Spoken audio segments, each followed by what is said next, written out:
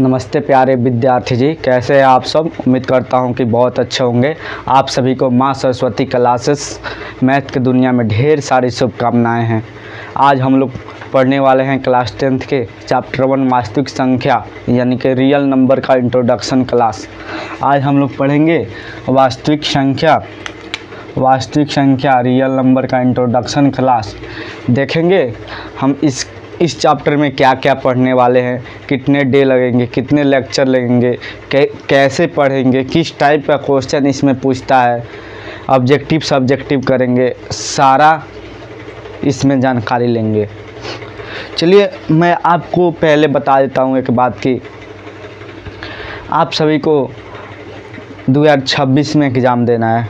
सभी 2026 में एग्ज़ाम देंगे ना, तो इसमें हम लोग देखेंगे 2026 का पैटर्न कैसे रहता है, क्वेश्चन कैसे पूछेगा, ठीक है, किस टाइप का क्वेश्चन आएगा, ऑब्जेक्टिव आएगा, सब्जेक्टिव आएगा, 2 मार्क्स का आएगा, कैसे आएगा, किस टाइप का क्वेश्चन पूछेगा, सारा देखेंगे।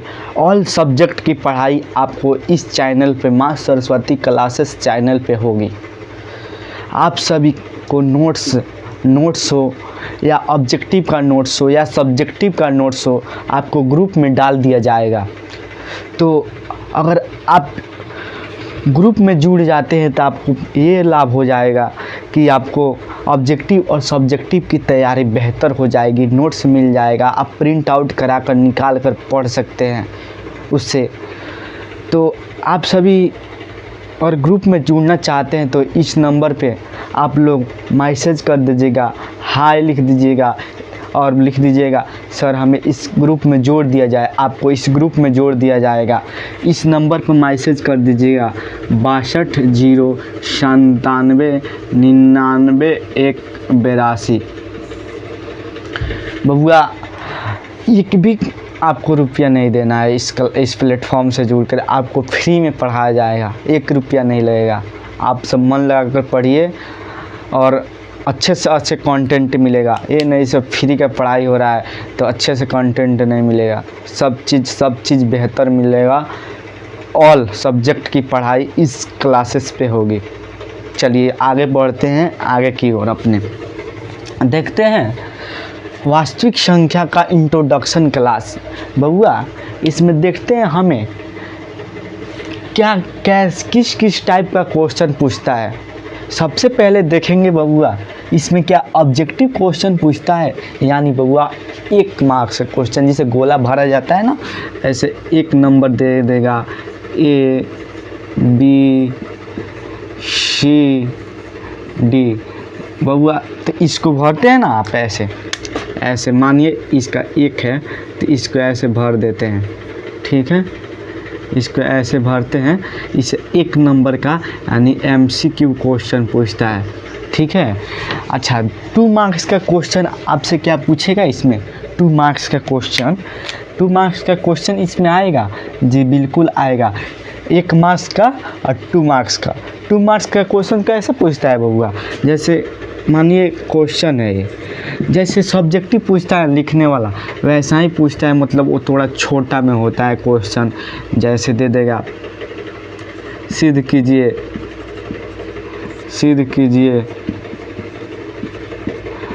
√2 एक अपरिमेय संख्या है, अपरिमेय संख्या है, ठीक है। ऐसा ही 2 मार्क्स का पूछेगा। क्या बबुआ इसमें 5 मार्क्स का क्वेश्चन आता है? नहीं बबुआ इसमें 5 मार्क्स का क्वेश्चन नहीं पूछता है। इसमें सिर्फ 1 मार्क्स 2 मार्क्स 5 मार्क्स का क्वेश्चन इसमें नहीं आता है इस चैप्टर से, लेकिन बहुत ज़रूरी है चैप्टर ऑब्जेक्टिव के लिए और 2 मार्क्स के लिए। इसमें से क्वेश्चन हर एक साल आता है, निश्चित है हर एक साल इसमें से क्वेश्चन आएगा। जितना भी आवे पर आएगा। ये चैप्टर आपको नहीं छोड़ना है, पूरा जी जान लगा कर पढ़ना है, दम लगाकर। इसमें से पूरा क्वेश्चन पूछेगा बबुआ। इसमें 5 मार्क्स का क्वेश्चन नहीं पूछेगा, लेकिन ऑब्जेक्टिव और सब्जेक्टिव में 2 मार्क्स वाला क्वेश्चन पूछेगा। ये गारंटी है, हर एक साल पूछता है इससे। चलिए देखते हैं इसमें बउआ लेक्चर कितना लगेगा, यानी कितने दिन में समाप्त करेंगे इसे। तो बउआ इसे आराम आराम से पढ़कर समझ कर इसे 7 से 8 दिन में इसे समाप्त कर देंगे, वास्तविक संख्या यानी रियल नंबर को। चलिए उसके बाद हम देखते हैं इसमें क्या क्या पढ़ने वाले हैं बउआ, इस चैप्टर में क्या क्या पढ़ने वाले हैं बच्चा जी। इस चैप्टर में क्या क्या पढ़ेंगे हम, तो इस चैप्टर में हम पढ़ेंगे ढेर सारे संख्याओं के बारे में। इस चैप्टर में हम लोग पढ़ेंगे ढेर सारे संख्याओं के बारे में। उसके बाद पढ़ेंगे यूक्लिड विभाजन एल्गोरिथम, यानी यूक्लिड विभाजन परिमेय कहिए या एल्गोरिथम कहिए। यूक्लिड विभाजन परिमेय द्वारा एचसीएफ यानी मसर निकालना सीखेंगे। एचसीएफ जानते हैं ना, आप लोग पढ़े होंगे 7, 8 class, 9th class, 6th class, वो तो बहुत पहले से ही पढ़ाया जाता है इसमें। चलिए उसके बाद देखेंगे अभाज्य गुणनखंड विधि द्वारा एचसीएफ निकालना पड़ेंगे। क्या अभाज्य गुणनखंड विधि द्वारा मसर यानी एचसीएफ निकालना सीखेंगे।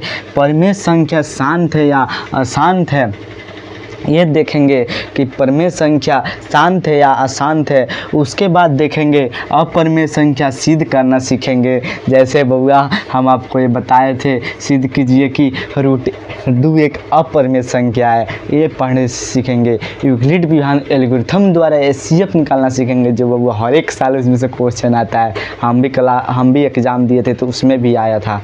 चलिए उसके बाद देखते हैं आगे की ओर। पहले चलते हैं, ढेर सारे संख्याओं के बारे में पढ़ लेते हैं। जैसे हमें संख्या जानकारी हो जाएगी, कौन संख्या क्या है, कहाँ से शुरू होती है, कहाँ इसका अंत होता है, कैसे शुरू होती है, कौन संख्या क्या है, ये सब संख्या के बारे में जान लेंगे तो हमें क्लास करने में बहुत आसानी, बहुत समझ आएगी। मैं आपसे वादा करता हूँ आपको बहुत समझ आएगा, बेहतर तरीके से समझ आएगा। चलिए देखते हैं।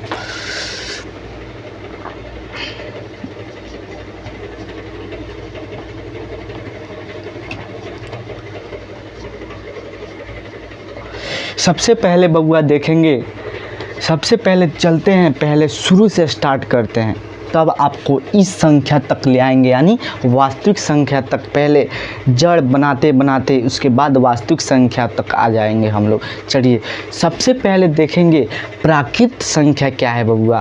प्राकृत संख्या किसे कहते हैं, 1 नंबर पर देखेंगे प्राकृत संख्या।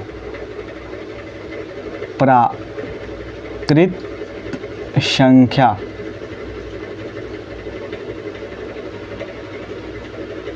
अगर आपसे कोई पूछे प्राकृत संख्या क्या है, तो आपको जवाब देना है बबुआ, गिनती के संख्या को प्राकृत संख्या कहा जाता है। गिनती के संख्या को प्राकृत संख्या कहा जाता है। गिनती के संख्या को प्राकृत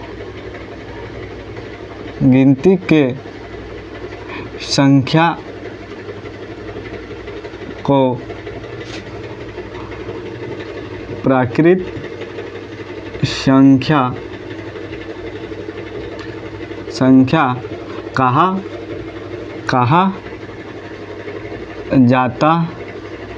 है। जैसे में देखेंगे बबुआ, जैसे में गिनती की संख्या कौन कौन सी होती है, तो गिनती की संख्या बबुआ 1, 2, 3, 4, 5 ऐसे करके गिना जाता है। कि ऐसे गिन देंगे 10, 5, ऐसे थोड़ी ना गिनती होता है, 1 से शुरू होता है।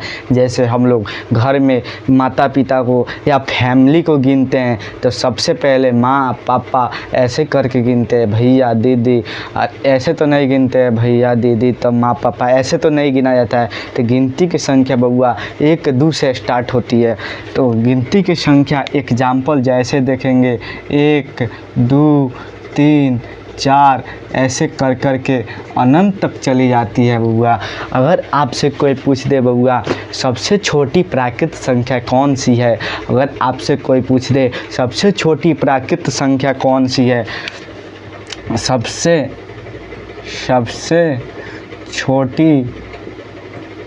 छोटी प्राकृत संख्या,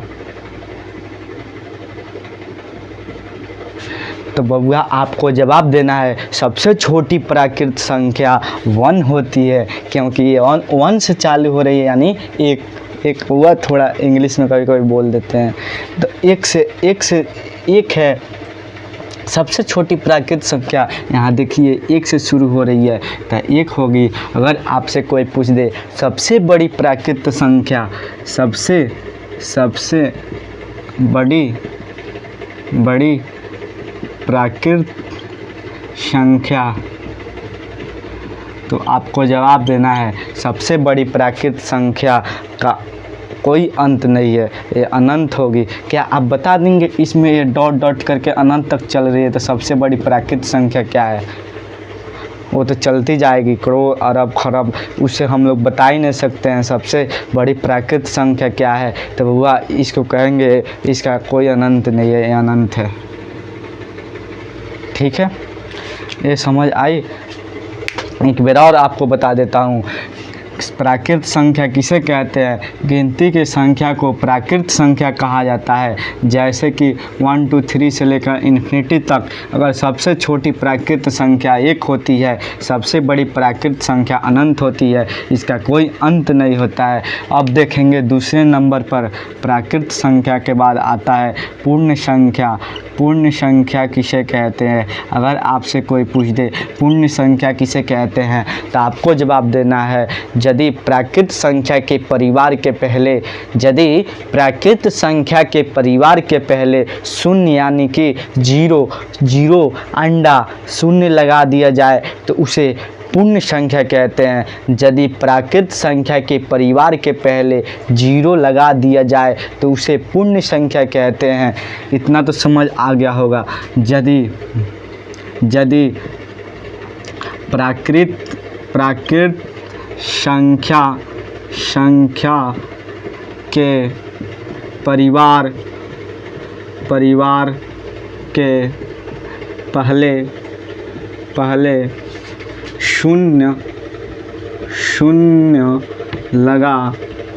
शून्य जीरो लगा दिया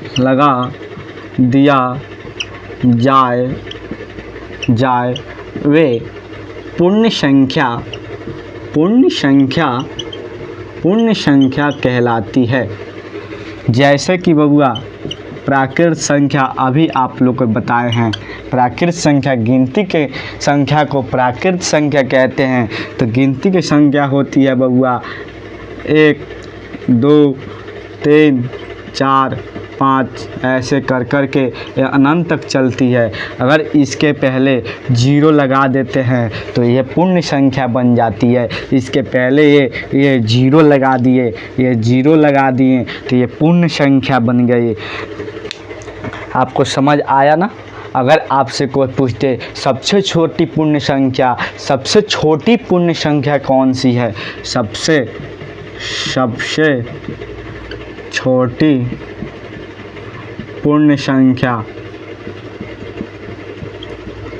आपको जवाब देना है बबुआ सबसे छोटी पूर्ण संख्या 0 होती है, क्योंकि यहाँ देखिए ये 0 से स्टार्ट हो रही है अनंत तक चल रही है। तो सबसे छोटी पूर्ण संख्या 0। अगर सबसे बड़ी पूर्ण संख्या कोई पूछ दे सबसे बड़ी पूर्ण संख्या का कोई अंत नहीं होता है बबुआ, ये अनंत तक सब चलता जाएगा। सबसे बड़ी पूर्ण संख्या इसका कोई अंत नहीं है, सॉरी, ये अनंत तक चला जाता है।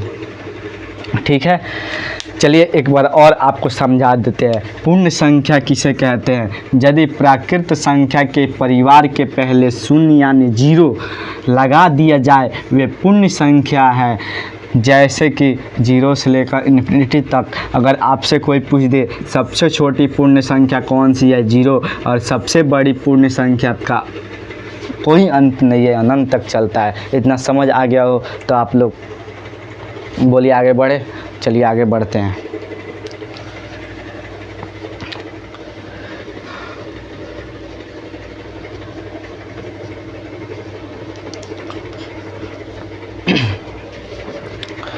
अब देखेंगे बबुआ पूर्णांक संख्या किसे कहते हैं।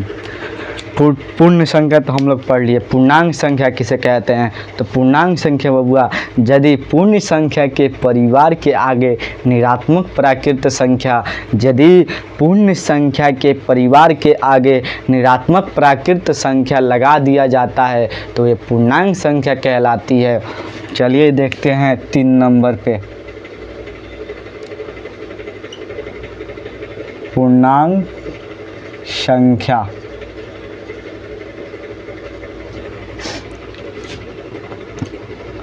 यदि पूर्ण संख्या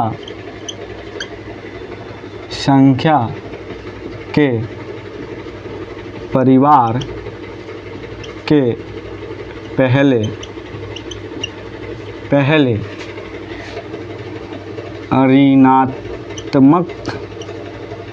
यानी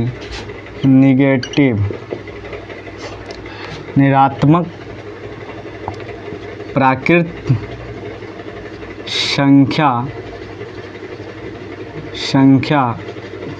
लगा दिया जाए वे पूर्णांक संख्या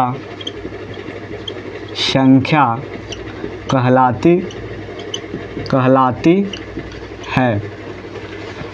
बबुआ यदि पूर्ण संख्या के परिवार के पहले ऋणात्मक यानी निगेटिव प्राकृत संख्या लगा दिया जाए वे पूर्णांक संख्या कहलाती है।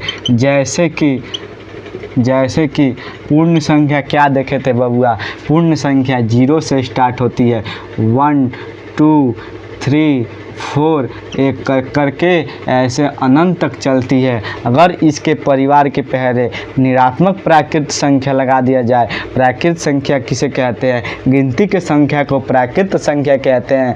प्राकृत संख्या 1 2 3 होती है, ऋणात्मक प्राकृत संख्या -1 2 3 होती है। तो इसमें ऋणात्मक प्राकृत संख्या -1 -2 -3 -4 ऐसे कर के अनंत तक लगा दिया जाए तो ये पूर्णांक संख्या बन जाती है। चलिए एक बार और देख लेते हैं पूर्णांक संख्या किसे कहते हैं। यदि पूर्ण संख्या के परिवार के पहले ऋणात्मक यानी निगेटिव प्राकृत संख्या लगा दिया जाए वे पूर्णांक संख्या कहलाती है। जैसे माइनस, इसे कहते हैं 0 से -इन्फिनिटी तक, 0 से +इन्फिनिटी तक। ये समझ आ गया ना? चलिए उसके बाद हम देखेंगे सम संख्या किसे कहते हैं। सम संख्या किसे कहते हैं? 4 नंबर पर देखेंगे बबुआ, सम संख्या किसे कहते हैं? सम संख्या।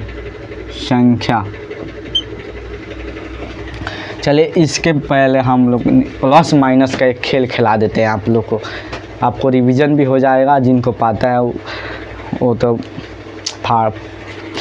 उनको पता ही है, फोड़ेंगे। चलिए माइनस प्लस का एक खेल खिला देता हूँ। अगर कहीं दिखाई दे प्लस तो क्या होता है? प्लस होता है। अगर कहीं दिखाई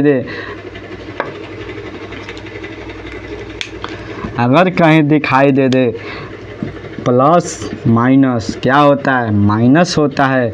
अगर कहीं दिखाई दे माइनस प्लस, क्या होता है? माइनस होता है। कहीं दिखाई दे माइनस माइनस, बबुआ संख्या जुड़ता है लेकिन चिन्ह माइनस का ही होता है ना। समझ आया? समझ आया तो बोलिए क्वेश्चन लगाया जाए। चलिए अगर आपको कोई दे -4 + 2 तो कितना होता है बबुआ? -4 + 2 घटता है, माइनस प्लस माइनस होता है लेकिन चिन्ह किसके आगे का रहेगा बबुआ? चिन्ह बड़े वाले संख्या के आगे का रहेगा। बड़ा वाला संख्या 4 है तो इसके पहले का चिन्ह माइनस है। अगर माइनस प्लस घटेगा तो कितना बचेगा? 4 में से 2 गया तो 2 बच गया। ये समझ आया? अगर आपको कोई दे 4 - 2 तो प्लस माइनस घटता है तो सबको पता है। अगर कोई दे -4 - 2 तो माइनस माइनस प्लस होता है, जुड़ता है लेकिन संख्या बबुआ ये माइनस का ही रहता है, मतलब चिन्ह माइनस का ही रहता है। माइनस का 6 हो जाएगा। अगर कोई आपको दे माइनस का 5 प्लस का 10। तो बबुआ माइनस प्लस घटता है लेकिन चिन्ह बड़े वाला संख्या का रहेगा। बड़े वाले संख्या के आगे का चिन्ह क्या है? तो प्लस है। प्लस बबुआ लिखा नहीं जाता है, ऐसा ही प्लस कोई भी संख्या पॉजिटिव में ही रहती है। तो इसके आगे की संख्या 10, ये हो जाएगा 5। ये समझ आया? चलिए अब एक और बात याद आ गया, आपको वो भी बता देता हूँ। अगर आपको कहीं दिखाई दे 0 1 2 3 4 5 6 7 8 9, अगर आपको ऐसे दिखाई दे, कोई पूछ दे ये क्या है, आपसे कोई पूछ दे ये क्या है, तो आपको जवाब देना है। क्या जवाब देंगे बबुआ? क्या जवाब देंगे? ये अंक है यानी डिजिट है। ये अंक है, अंक है यानी डिजिट है, डिजिट है। इससे ही बबुआ संख्या बनता है, इससे ही नंबर बनता है। चलिए आपसे कोई पूछ दे कि डिजिट कितने हैं, मैथ में डिजिट यानी अंक कितने हैं, मैथ में अंक कितने हैं, तो आपको जवाब देना है बबुआ। कितना जवाब देंगे? मैथ में अंक सिर्फ 10 होता है, 9 1 0, अंक सिर्फ 10 होता है। अगर आपसे कोई पूछ दे मैथ में संख्या क्या है, बबुआ अंक और संख्या में बहुत अंतर है। अंक दूसरा होता है, संख्या दूसरा होता है। अगर आपसे कोई पूछ दे मैथ में संख्या कितनी होती है, तो बबुआ संख्या अनंत होती है। इस अंक के द्वारा हम संख्या बहुत सारे बना सकते हैं। 1000 बना देंगे, 500 बना देंगे, 5 लाख बना देंगे, कर कितना बना देंगे पता नहीं है। चलिए ये समझ आ गया अंक और संख्या को आपको। चलिए अब देखते हैं सम संख्या किसे कहते हैं। अब आते हैं फिर पॉइंट पे, कहाँ से कहाँ चले जाते हैं हम लोग। चलिए चौथे नंबर पर देखेंगे सम संख्या किसे कहते हैं। सम संख्या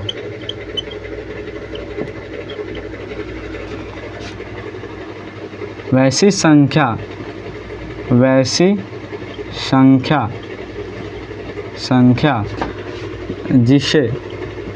जिसे वैसी संख्या जिसे 2 से भाग देने पर पूरा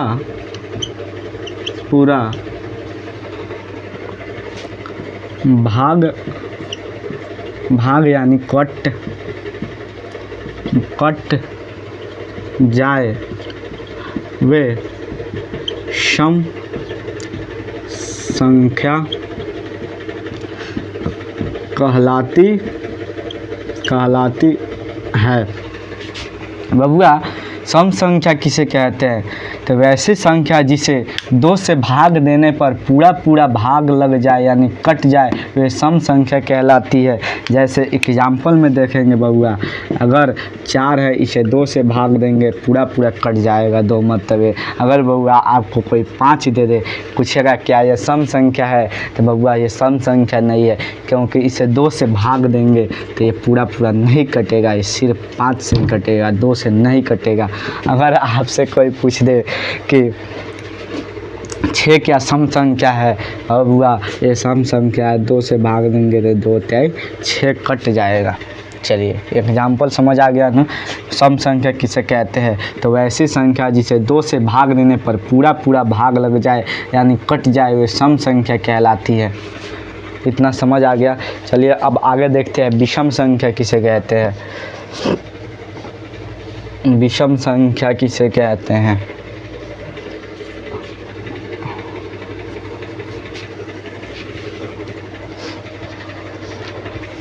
विषम संख्या किसे कहते हैं? कितना नंबर था हुआ? 4 नंबर। 4 नंबर था या 5 नंबर? 5 नंबर आप पढ़ेंगे। चलिए देखते हैं विषम संख्या। विषम संख्या किसे कहते हैं? वैसी संख्या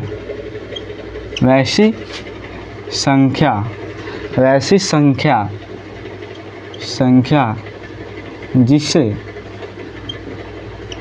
2 से भाग देने पर पूरा नहीं कटे वे। पूरा का मतलब वही है, नहीं कटे, पूरा कहिए नहीं कटे। अब ऐसा नहीं कि 6 है, 2 से भाग दिए, 2 तिहाई 6, तो ये सम संख्या नहीं कहलाएगा। क्यों जी? 2 से कट गया, उसी को हम लिख देते हैं पूरा। मतलब ऐसी संख्या जिसे 2 से भाग देने पर पूरा नहीं कटे वे विषम संख्या। 2 से भाग देने पर नहीं कटे वे विषम संख्या कहलाती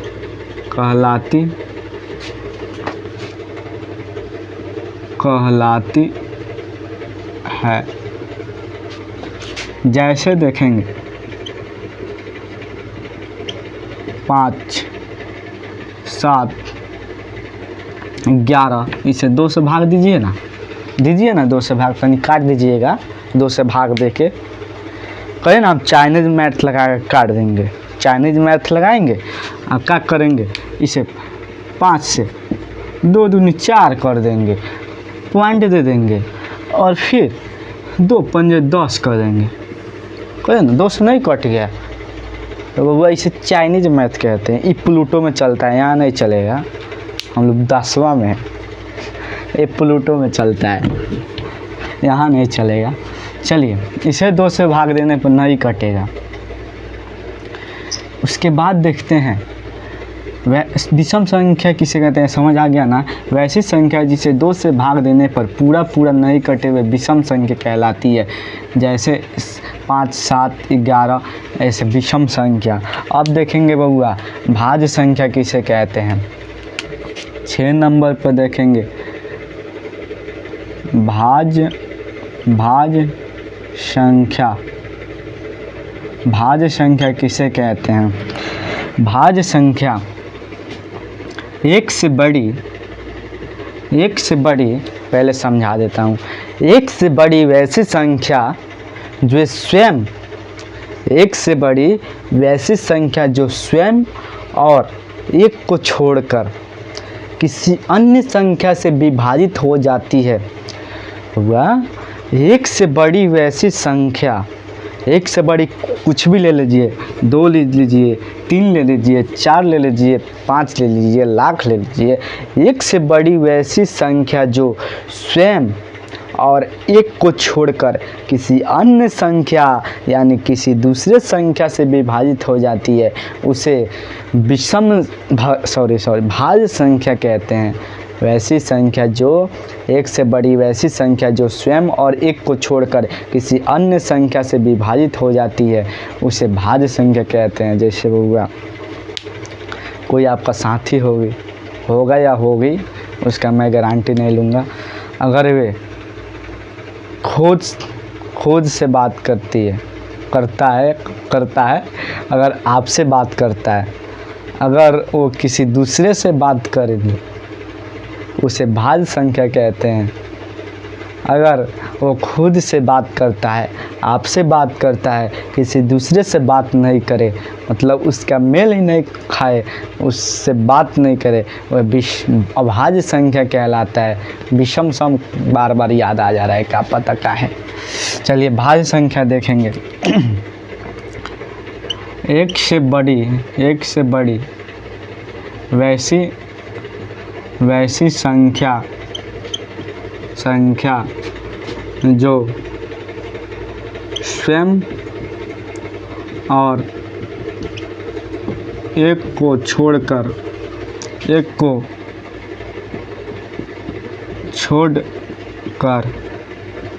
किसी अन्य यानी दूसरे संख्या से विभाजित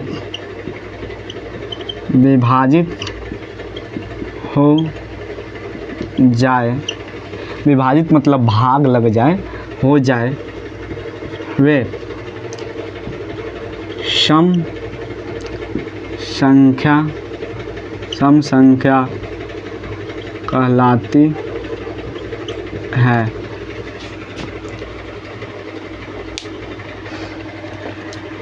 एक से बड़ी वैसी संख्या जैसे,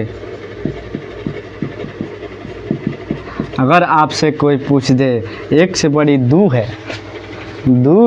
का सम संख्या क्या भाज्य संख्या है?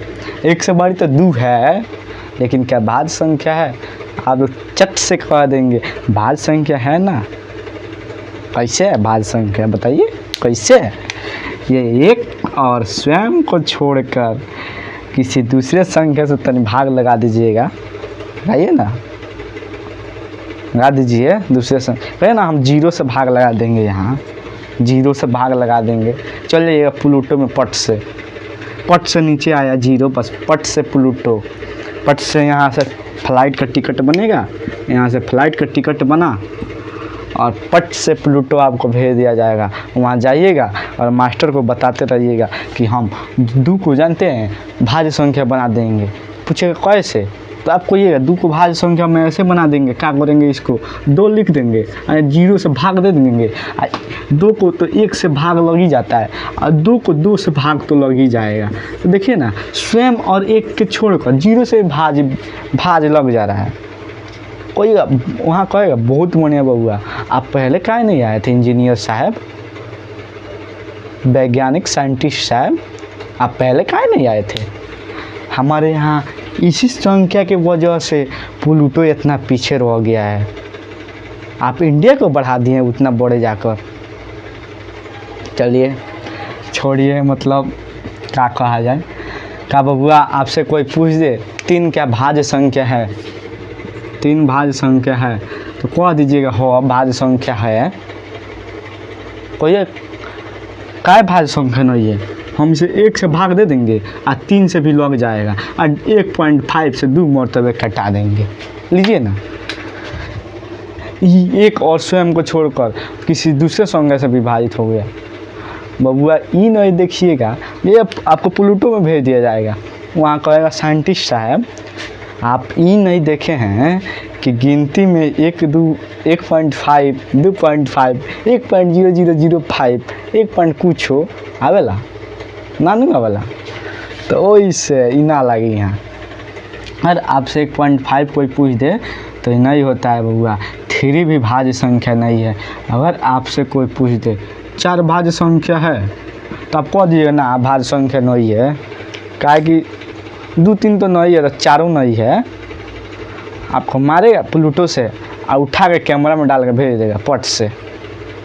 हो ना, कैमरा में खींच के बता दे रहा ये 4 भाज्य संख्या है बबुआ, काहे कि इसे 2 से भाग देंगे तो 2 से कट जाएगा और 4 से भाग देंगे तो 4 से भी कट जाएगा, 4 1 से भाग दिया जाएगा तो 1 से भी कट जाएगा। ये स्वयं और एक को छोड़कर दूसरे संख्या से भाज्य है बबुआ, इसलिए यह भाज्य संख्या है। समझ आ गया? तो वैसा ही 4 हो गया, जैसे 4 हो गया, 6 हो गया, 8 हो गया, 9 हो गया, ऐसे कर करके अनंत तक चला जाता है। अगर आपसे कोई पूछ दे अभाज्य संख्या किसे कहते हैं, अभाज्य संख्या किसे कहते हैं, अभाज्य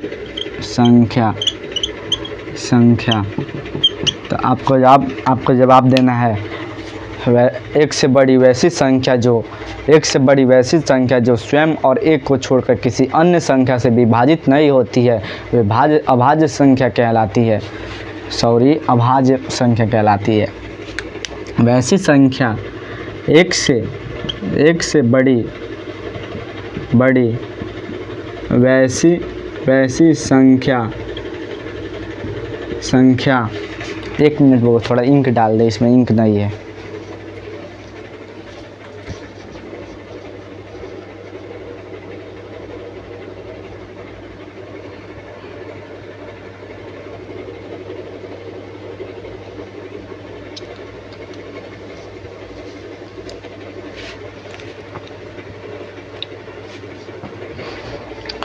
एक से बड़ी वैसी संख्या जो स्वयं और एक को छोड़कर किसी अन्य संख्या से विभाजित नहीं होती है, वे अभाज्य संख्या कहलाती है।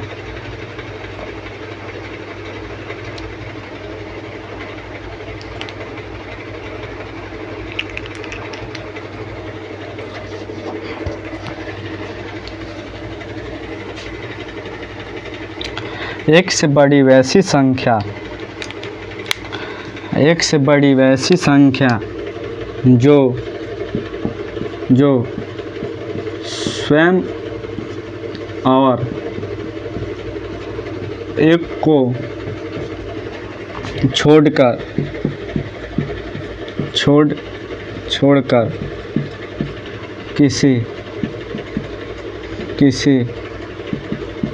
किसी अन्य संख्या से विभाजित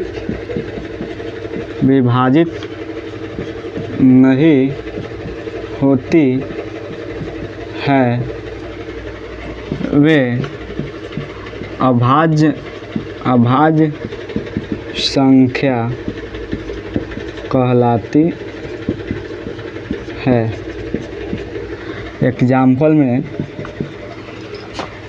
कोई पूछ दे क्या दो अभाज्य संख्या है, आपसे कोई पूछ दे क्या एक अभाज्य संख्या है, एक अभाज्य संख्या है, आप कोई कहा है ना एक अभाज्य संख्या क्यों नहीं है, ये एक और स्वयं को छोड़कर किसी अन्य संख्या से विभाजन हुई है।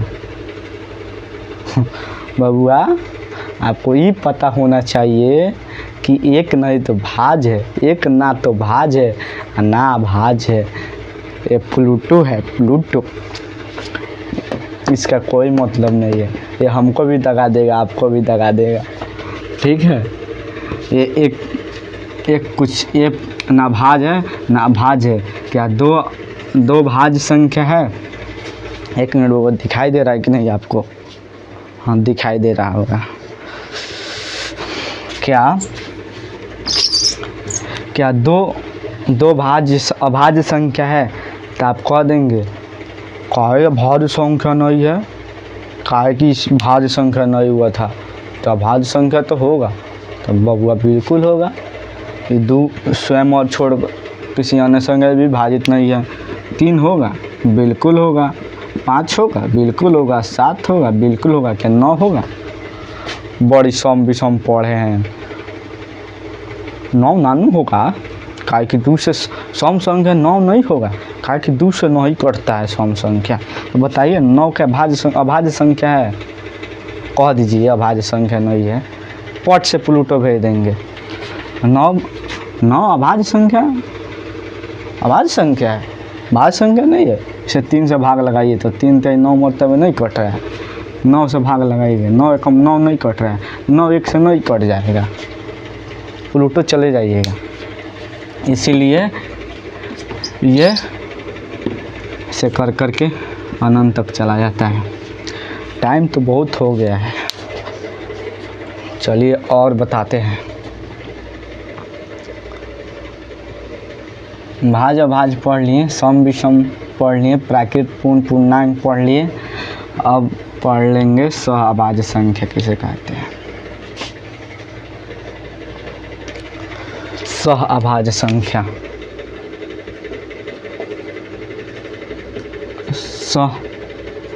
सहअभाज्य संख्या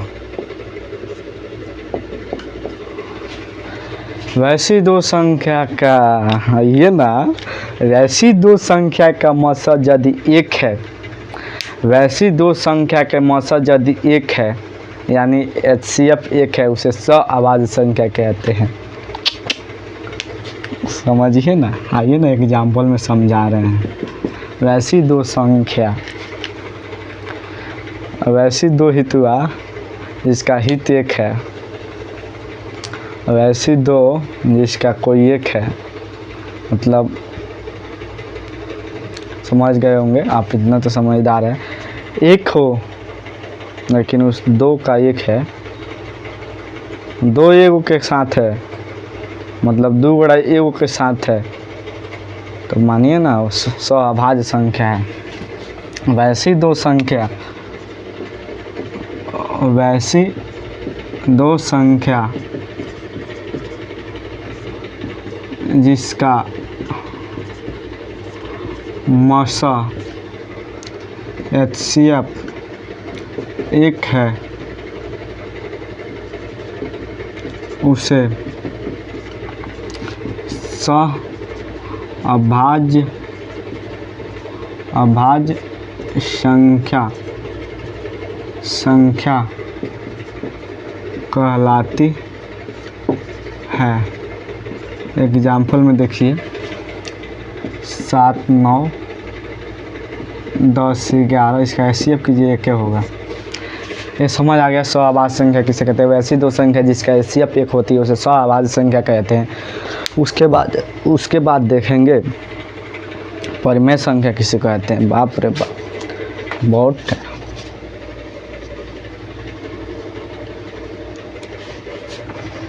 परिमेय संख्या किसे कहते हैं, गौर से देखिएगा बहुत जरूरी है। परिमेय संख्या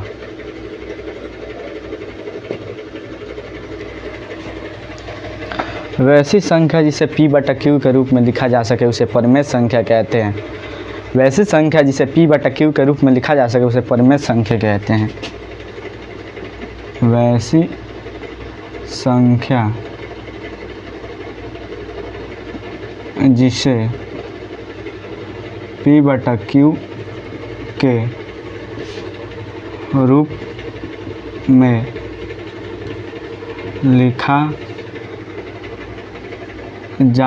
में लिखा जा सके वे परिमेय संख्या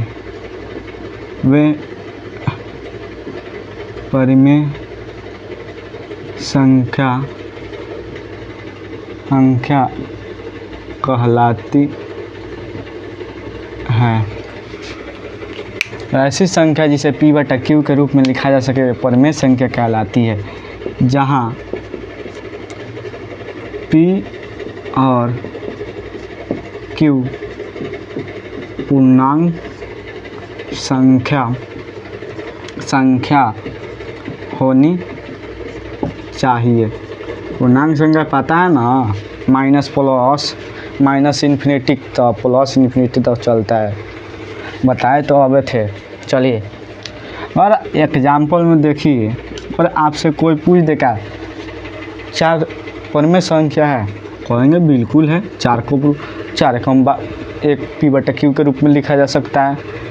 5/2 परिमेय संख्या है, बिल्कुल है, 5 P/Q के रूप में है। और आपसे कोई पूछ दे और √2 परिमेय संख्या है, कोई काय नहीं है। इसको हम क्या करेंगे, नीचे एक तो रहता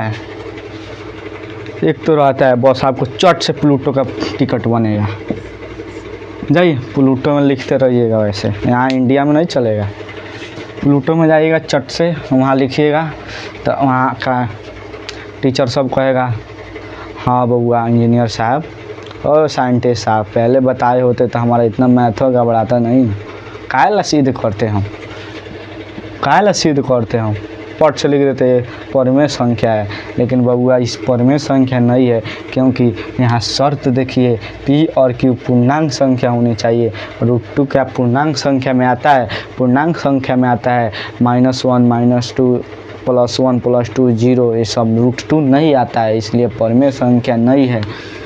√2 परिमेय संख्या नहीं है। अगर आपसे कोई पूछ दे 0.222 क्या परिमेय संख्या है, बउआ ये परिमेय संख्या है। अगर कोई पूछ दे 0.21 2221 2221 2221 ऐसे डॉट लगा दे। अगर आपसे कोई पूछ दे क्या परिमेय संख्या है, तो आपको जवाब देना है कि परिमेय संख्या नहीं है, क्योंकि अगर परिमेय संख्या किसी संख्या के आगे डॉट लग जाता है तो ये परिमेय संख्या नहीं होता है, वो परिमेय संख्या नहीं है। अगर आपसे कोई पूछ दे 1250 ऊपर डॉट लगा दे बउआ, तो पूछेगा क्या परिमेय संख्या है, तब आपको जवाब देना है बउआ ये परिमेय संख्या है, क्योंकि अगर माथा पर कोई डॉट लगे तो ये परिमेय संख्या कहलाती है। अगर इसके आगे डॉट लग जाए तो ये अपरिमेय संख्या कहलाती है, ये परिमेय संख्या है। समझ आ गया। कहीं आगे बढ़ते हैं, एक बार और समझा दूं। चलिए, परिमेय संख्या वैसी संख्या जिसे p/q के रूप में लिखा जा सके उसे परिमेय संख्या कहते हैं। p/q मतलब अंश हर समझल अलग ही मैंने बाटा में लिख दिया और परिमेय संख्या कहल जाला। ऐसी संख्या जिसे p/q के रूप में लिखा जा सकता है परिमेय संख्या कहलाती है। जैसे जहाँ p और q पूर्णांक संख्या होनी चाहिए। एग्जाम्पल में देख लीजिए। चलिए अब देखेंगे अपरिमेय संख्या किसे कहते हैं। अपरिमेय संख्या किसे कहते हैं? अपरिमेय संख्या वैसी संख्या जिसे p/q के रूप में नहीं लिखा जा सके वे अपरिमेय संख्या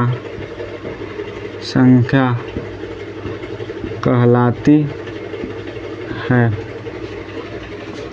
एग्जाम्पल में जैसे देख लीजिए, जैसे √2 हो गया। आई बबुआ ये बतिया तो छोड़ दिए थे। अगर आपसे कोई पूछ दे √4 क्या परिमेय संख्या है, आप चट से कह दीजिएगा ना परिमेय संख्या कहाँ है। √2 पूर्णांक संख्या में आता है। चट से प्लूटो भेज देंगे हम, कहेंगे पट से आइए यहाँ, इसे सोल्व कीजिए, 2 हो जाएगा। वर्गमूल √4 का 2 हो जाएगा। बस परिमेय संख्या चट से हो जाएगा। बस पट से आपको प्लूटो का टिकट कट जाएगा। और आपसे कोई पूछ दे 1/√9 क्या परिमेय संख्या है, बउआ परिमेय संख्या है, इसे 1/3 लिख सकते हैं। √81 हो गया क्या आपसे कोई पूछ दे क्या √81 परिमेय संख्या है, हाँ बबुआ, तो सॉल्व करने पर √81 को 9 लिखा जा सकता है, इसलिए परिमेय संख्या है। चलिए, √7 2/4 2/2 तो 4 √8 हो गया। अच्छा, 1/2 1/2 2 2 1 1/2 2 2 1 ऐसे कर डॉट। चलिए, ये परिमेय संख्या इसे कहते हैं। अब देखते हैं वास्तविक संख्या किसे कहते हैं। वास्तविक संख्या किसे कहते हैं। अब आइए ना मेन मुद्दा पर, जो चैप्टरवा पढ़ रहे हैं वास्तविक संख्या रियल नंबर। आइए ना मेन मुद्दा पर। अब वास्तविक संख्या किसे कहते हैं। वास्तविक संख्या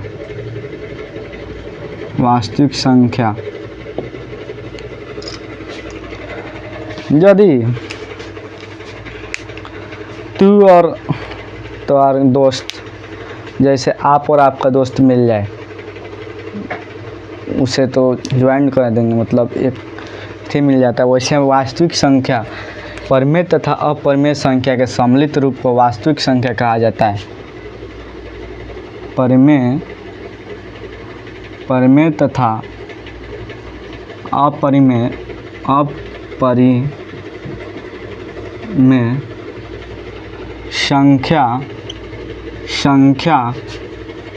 सम्मिलित रूप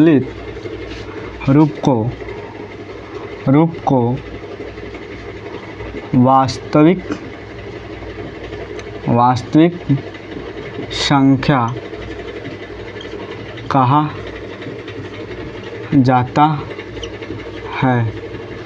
अगर आपसे कोई पूछ दे वास्तविक संख्या किसे कहते हैं, तो आपको जवाब देना है वास्तविक संख्या परिमेय तथा अपरिमेय संख्या के सम्मिलित रूप को वास्तविक संख्या कहते हैं। एग्जाम्पल में पूछ दे कैसे, तो परिमेय संख्या जैसे हो गया 4 8 6 5 3। अपरिमेय संख्या √2 1.21 1.31 1.331 1.3331 डॉट डॉट ये सारा मिल जाता है, तो ये वास्तविक संख्या का निर्माण कर देते हैं। चलिए वास्तविक संख्या पढ़ लिए। अब शायद सारा संख्या तो मतलब जितना पढ़ना है उतना पढ़ ही लिए। अगर आपसे कोई पूछ दे कि वास्तविक संख्या, चलिए सबसे पहले देखें थे हम प्राकृत संख्या। प्राकृत संख्या एक बार समरी दे देता हूँ। प्राकृत संख्या, यदि प्राकृत संख्या के परिवार के पहले 0 मिला दिया जाता है तो पूर्ण संख्या बनता है, पूर्ण बनता है। उसमें माइनस प्राकृत लगाए थे तो पूर्णांक बन जाता है। चलिए, यदि परमेय तथा अपरमेय मिलता है तो वास्तविक संख्या निर्माण करता है। समझ आया? सम संख्या 2 से भाग देने पर कट जाए, सम संख्या कहते हैं। विषम संख्या 2 से भाग देने पर नहीं कटे, उस विषम संख्या कहते हैं। भाज्य संख्या 1 से बड़ी वैसी संख्या जो स्वयं और एक के अलावा किसी अन्य संख्या से विभाजित हो जाती है, भाज्य संख्या कहते हैं। अभाज्य संख्या वैसी संख्या जिसे एक से बड़ी वैसी संख्या जो स्वयं और एक से छोड़कर किसी अन्य संख्या से विभाजित नहीं होती है, वो अभाज्य संख्या कहते हैं।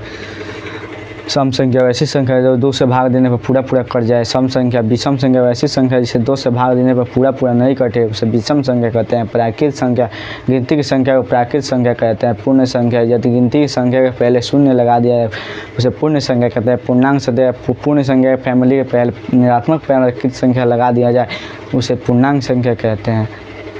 परमेय संख्या वैसी संख्या जिसे p/q के रूप में लिखा जा सके उसे परमेय संख्या p/q एक पूर्णांक होनी चाहिए। अपरमेय संख्या वैसी संख्या जिसे p/q के रूप में नहीं लिखा जा सकता है, वो अपरमेय संख्या इसका कहते हैं, जहाँ p और q पूर्णांक होनी चाहिए। चलिए, आपको ग्रुप में जुड़ना हो तो 62 0 97 99 1 82 में मैसेज कीजिए, हमें जोड़ दिया जाए, ग्रुप में आपको जोड़ दिया जाएगा। आपको ऑब्जेक्टिव सब्जेक्टिव इतना नोट्स होगा वो सारा आपको मिलेगा फ्री। चलिए, अगर आपको वीडियो पसंद आया हो, अगर पढ़ाई पसंद आया हो तो लाइक कीजिए और चैनल को सब्सक्राइब कीजिए। धन्यवाद।